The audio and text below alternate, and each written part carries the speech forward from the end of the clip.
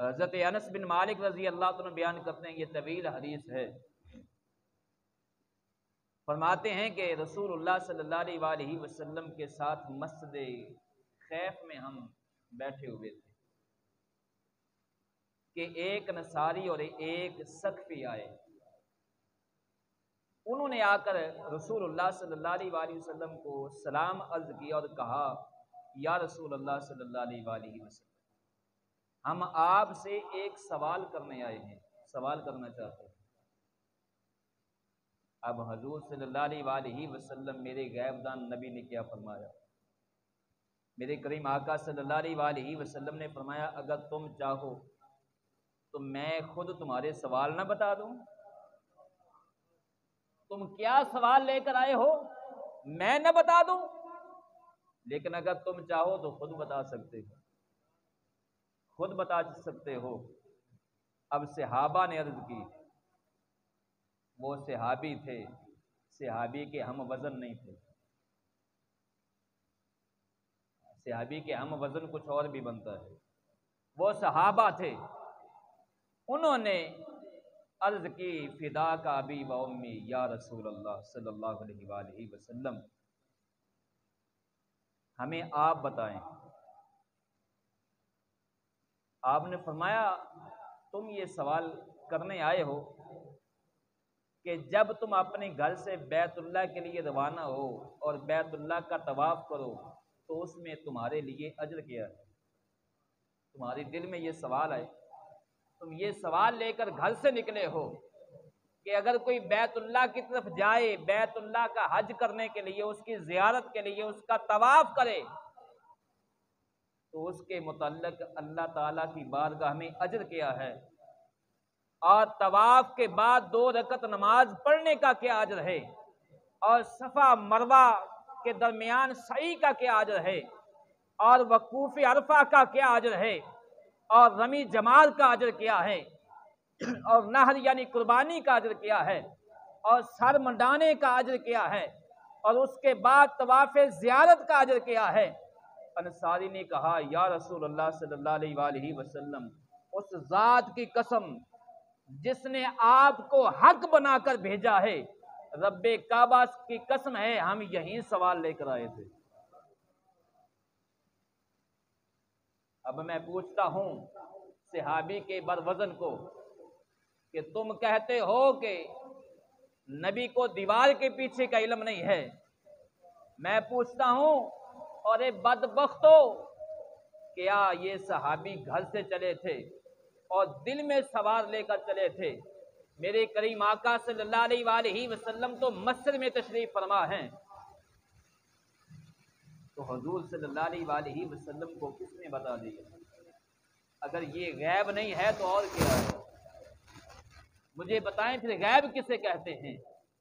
تو صحابی نے عرض کی، انصاری نے عرض کی، یا رسول اللہ صلی اللہ علیہ وآلہ وسلم، اللہ کی قسم ہم یہی سوال لے کر آئے تھے۔ اب حضور صلی اللہ علیہ وآلہ وسلم نے فرمایا، جب تم اپنے گھر سے بیت اللہ کے لیے روانہ ہوتے ہو تو تمہاری سواری کے ہر قدم رکھنے اور اٹھانے کے بدلے میں اللہ تعالیٰ تمہاری ایک نیکی لکھتا ہے، ایک گناہ مٹا دیتا ہے۔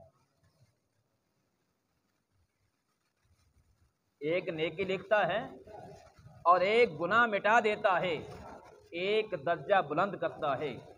اور جب تم طواف کے بعد 2 رکعت نماز پڑھتے ہو تو تمہیں اولاد اسماعیل سے ایک غلام آزاد کرنے کا ثواب ملتا ہے، اور جب تم صفا اور مروہ کے درمیان سعی کرتے ہو تو تمہیں 70 غلام آزاد کرنے کا اجر ملتا ہے۔ کتنے غلام؟ 70 غلام آزاد کرنے کا رب العالمین اجر عطا فرماتا ہے۔ اور جب تم زوال آفتاب کے درمیان بعد میدان عرفات میں وقوف کرتے ہو، کیونکہ یہ زوال کے بعد ہے زور کے وقت میدان عرفات میں ٹھہرنا،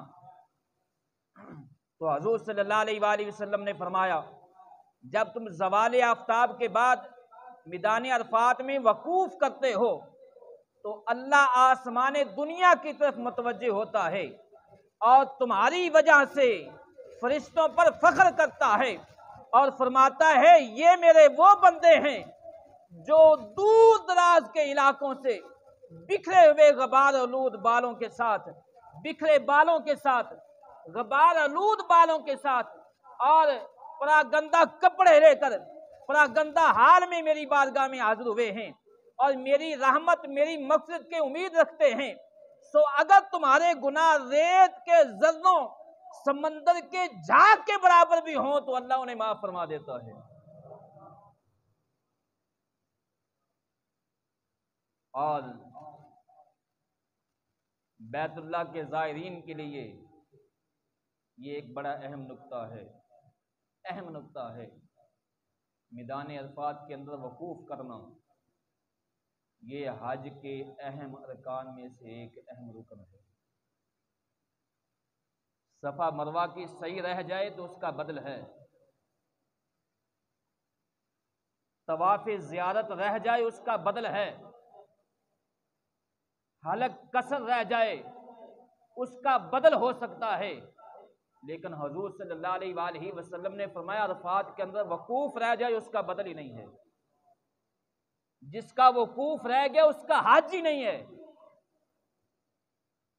تو حضور صلی اللہ علیہ وآلہ وسلم نے فرمایا جب آدمی عرفات میں وقوف کرتا ہے تو اس کے گناہ سمندر کی جھاگ اور میدان کے ریت کے ذروں کے برابر بھی ہوں اللہ انہیں معاف فرما دیتا ہے۔ اور میرے بندو عرفات سے مزدلفہ کی طرف جاؤ تمہاری بھی مغفرت ہو جائے گی۔ اب مکہ سے میدان عرفات 5 کلومیٹر ہے تقریباً، اور میدان عرفات سے پھر حجاج نے نکلنا ہوتا ہے مزدلفہ کی طرف، تو وہاں سے مزدلفہ جو ہے وہ تقریباً 10 کلومیٹر ہے، اور پھر مزدلفہ میں یہاں رات گزارنے کے بعد پھر واپس مینا میں آنا ہوتا ہے۔ پہلے حاجی مینا میں جائے گا اپنے گھر سے، یعنی اپنی رہائش سے مینا میں جائے گا۔ مینا جو ہے وہ 5 کلومیٹر ہے، پھر عرفات ہے اور وہاں پہنچے گا، اور پھر مزدلفہ ہے اور وہاں سے پھر جو ہے وہ 10 کو مینا میں آئے گا۔ اور حضور صلی اللہ علیہ وآلہ وسلم نے اب یہاں کیا فرمایا؟ فرمایا عرفات سے مزدلفہ کی طرف جاؤ تمہاری بھی مغفرت ہو جائے ہوگی، اور جن کی تم شفاعت کرو گے، جن کے متعلق تم دعا مانگو گے، اللہ تعالیٰ ان کی بھی بخشش فرما دے۔ عرفات میں کیا حکم ہے کہ تمہارے گناہ ذروں کے برابر بھی ہوں اللہ معاف فرما دے گا۔ اور میدان عرفات سے جب تم مزدلفہ میں گئے وہاں اللہ تمہاری بھی بخشش فرمائے گا، اور جن کے متعلق تم نے دعا مانگی اللہ ان کی بھی بخشش فرما دے گا۔ اور حضور صلی اللہ علیہ وآلہ وسلم نے فرمایا جن کی، اور جب تم رمی جمار یعنی کنکری پھینکتے ہو، اللہ اکبر، تو کنکری پھینکتے وقت جمار کرتے ہوئے تو ہر کنکری کے بدلے میں تمہارا ایک کبیرہ گناہ اللہ معاف فرماتا ہے۔ اب کنکری پھینکنے کا طریقہ کیا ہے؟ یہ مزدلفہ سے چنی جاتی ہیں 49 کنکریاں جو ہیں آپ نے مزدلفہ سے چننی ہیں، کیونکہ واپس جو ہے وہ اگر رہ گئی تو پھر مزدلفہ سے جا کر لانی پڑیں گی۔ تو جب آپ نے عرفات سے مزدلفہ جانا ہے تو وہاں سے کنکریاں چننی ہیں۔ تو اب کنکری پھینکنے کا طریقہ کیا ہے؟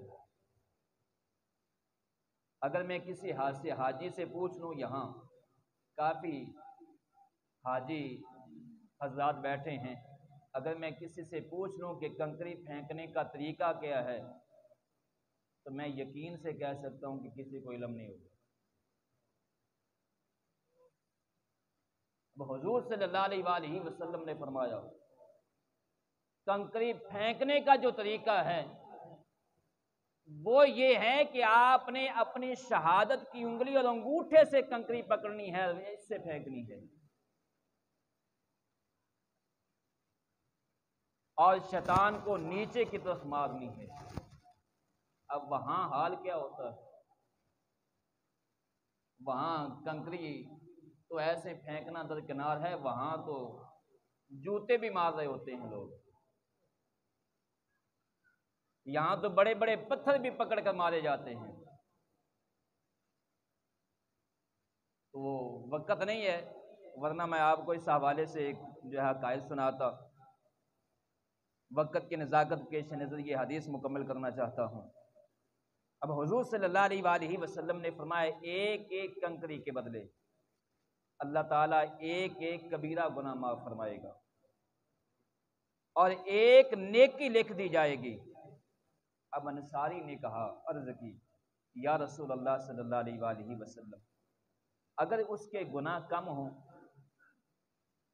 آپ نے فرمایا تو پھر اس کی نیکیاں ذخیرہ کی جائیں گی، یعنی 49 کنکر ہیں، وہ کنکریاں تو 49 ہیں نا۔ تو صحابی نے عرض کی، یا رسول اللہ صلی اللہ علیہ وآلہ وسلم، اگر اس کے کبیرہ گناہ کم ہو، یہاں ایک کنکری کے بدلے ایک کبیرہ گناہ کی معافی مل رہی ہے، اگر اس کے گناہ جو ہیں وہ کم ہوں تو اس کے لیے حکم کیا ہے؟ تو میرے کریم آقا صلی اللہ علیہ وآلہ وسلم نے فرمایا پھر وہ کنکری اس کی نیکیوں کے اندر کنورٹ ہوگی، نیکیاں ذخیرہ کی جائیں گی۔ حالانکہ اس سے پہلے حضور صلی اللہ علیہ وآلہ وسلم نے الفاظ کے اندر خبر دے دی ہے کہ اللہ تمہارے سب گناہوں کو معاف فرما دے۔ اللہ اکبر۔